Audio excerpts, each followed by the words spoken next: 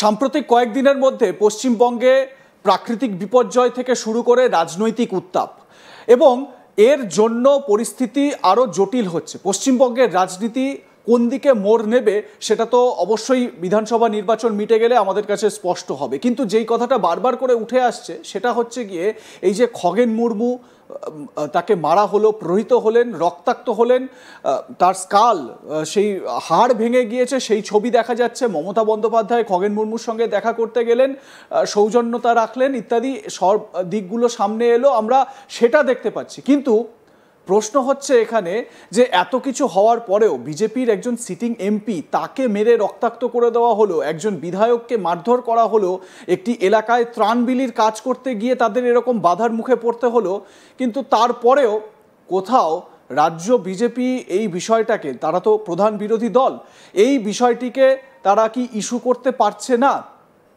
সেটা নিয়ে কিন্তু এখন চর্চা তুঙ্গে উঠেছে। আর ঠিক এই জায়গা থেকেই আমাদের এই আলোচনা। আমার সঙ্গে আজকে স্টুডিওয়ে রয়েছেন আমার সহকর্মী রাজনৈতিক সংবাদদাতা কৌশিক দাস।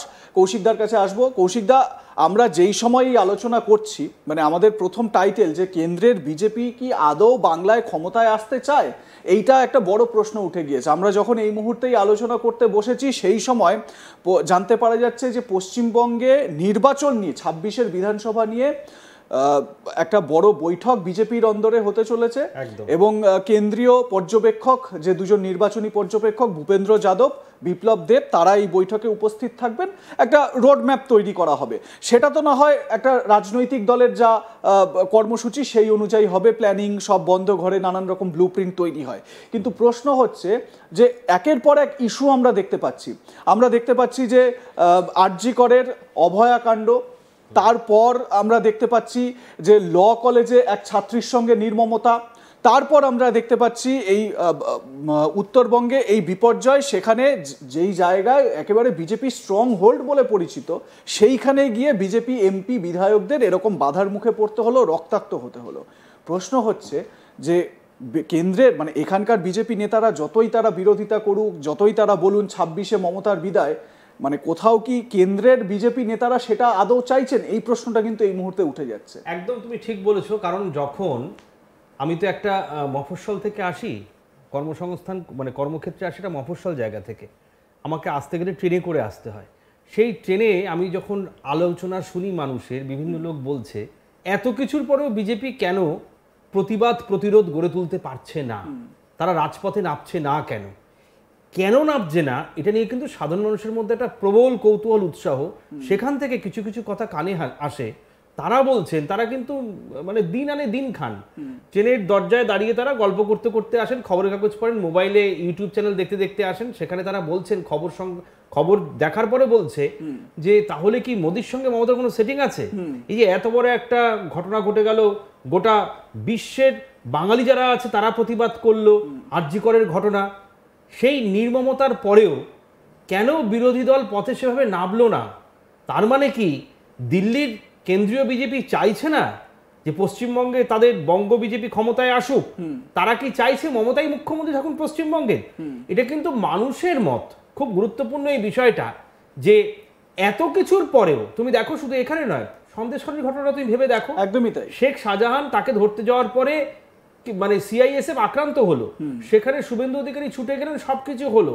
বা তারপরে একাধিক ঘটনা ঘটেছে যেখানে বারবার বিভিন্ন ইস্যু তুলে দেওয়া হয়েছে রাজ্যের বিরোধী দলের হাতে, কিন্তু বিরোধী দল তারা কিন্তু প্রতিবাদ জানাতে পারেনি। তারা কি করেছে? বিধানসভা থেকে তাদের বিধায়কদের নিয়ে মিছিল করে রাজভবনে গিয়ে স্মারকলিপি জমা দিয়েছে। তারা কিন্তু কেউ, মমতা বন্দ্যোপাধ্যায় যেমন 26 দিন অনশন করেছিলেন, সেরকম প্রতিরোধ, সেটা প্রতিবাদে থাকে না, আন্দোলনে থাকে না, প্রতিরোধ গড়ে তোলার কাজ কিন্তু মমতা বন্দ্যোপাধ্যায়ের দ্বারাই সম্ভব। এবং মমতা বন্দ্যোপাধ্যায়কে একের পর এক যে সমস্ত ইস্যু, মানে অনভিপ্রেত বিচ্ছিন্ন কিছু ঘটনা বারবার ঘটেছে, যেগুলো নিয়ে বিজেপির অনেক পথ খোলা ছিল, তারা কিন্তু প্রতিরোধ গড়ে তুলতে পারতেন। এবং মানুষের যে একটা কৌতূহল, একটা জিজ্ঞাস্য যে তাহলে কি মোদি মমতার কোনো সেটিং রয়েছে, তাহলে কি কেন্দ্রের বিজেপি চায় না পশ্চিমবঙ্গে ক্ষমতায় আসতে, তাহলে কেন এত কিছুর পরেও এই যে এসএলএসটি বা স্কুল শিক্ষক নিয়োগ নিয়ে, যেটা দেশের শীর্ষ আদালত তারা পর্যন্ত রায় দিয়েছে, তারা পর্যন্ত বিভিন্ন সময় পথ করে দিয়েছে বিভিন্ন রাজনৈতিক দলকে প্রতিরোধ আন্দোলন গড়ে তোলার জন্য। তুমি জানো জাস্টিস আমাদের যিনি অভিজিৎ গাঙ্গুলি, হ্যাঁ, তিনি এমন কিছু ভার্ডিক্ট দিয়েছিলেন যেটাকে সূত্রর মতো মনে করে তৎকালীন বিজেপি অর্থাৎ শুভেন্দু অধিকারী পরিচালিত বিজেপি বিরোধী দল তারা কিন্তু পথে নামতেই পারতেন। তারা পথে নামতে পারলেন না কেন, এটাই কিন্তু জনমানুষের বড় প্রশ্ন। যদিও এটাও বলতে হবে শুভেন্দু অধিকারী কিন্তু যোগ্যতম সফলতম বিরোধী দলনেতা। তিনি বিধানসভায় শাসক দলকে নাস্তানাবুদ করে তোলেন।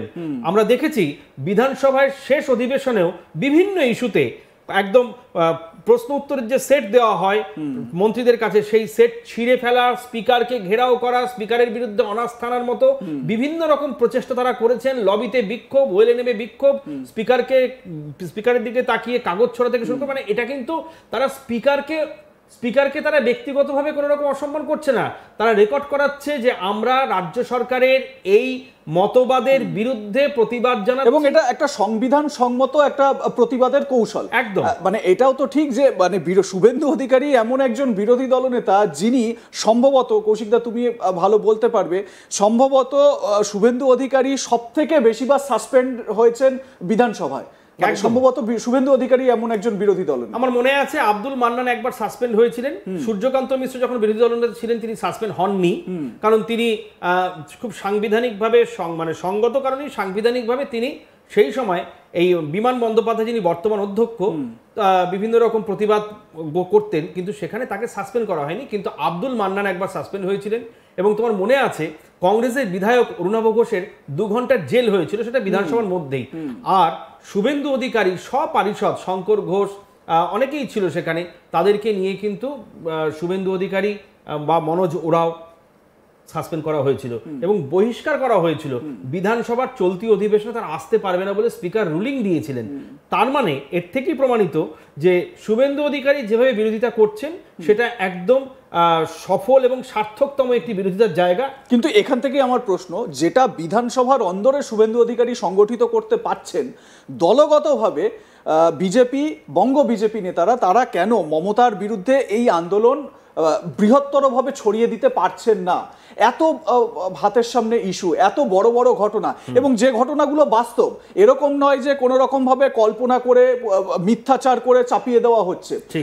তুমি যেরকম খুব যুক্তিসঙ্গতভাবে 26 দিন অনশনের কথা বললে, সিঙ্গুরে আন্দোলনের সময়কার কথা তুমি বললে, সেই সময় মমতা বন্দ্যোপাধ্যায় তো জানতেন যে এই যে শিল্প বিরোধী একটা মনোভাব তার বিরুদ্ধে চলে আসবে, মমতা বন্দ্যোপাধ্যায় শিল্প বিরোধী, এই তকমা তার লেগে যাবে, কিন্তু তারপরেও তিনি আন্দোলনে নামলেন, অনশনে নামলেন।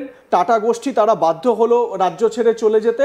সেটা গুজরাটের তৎকালীন মুখ্যমন্ত্রী নরেন্দ্র মোদী সেটাকে একেবারে লুফে নিলেন। গুজরাট একেবারে সুজলা সুফলা হয়ে উঠলো ইন্ডাস্ট্রির দিক থেকে।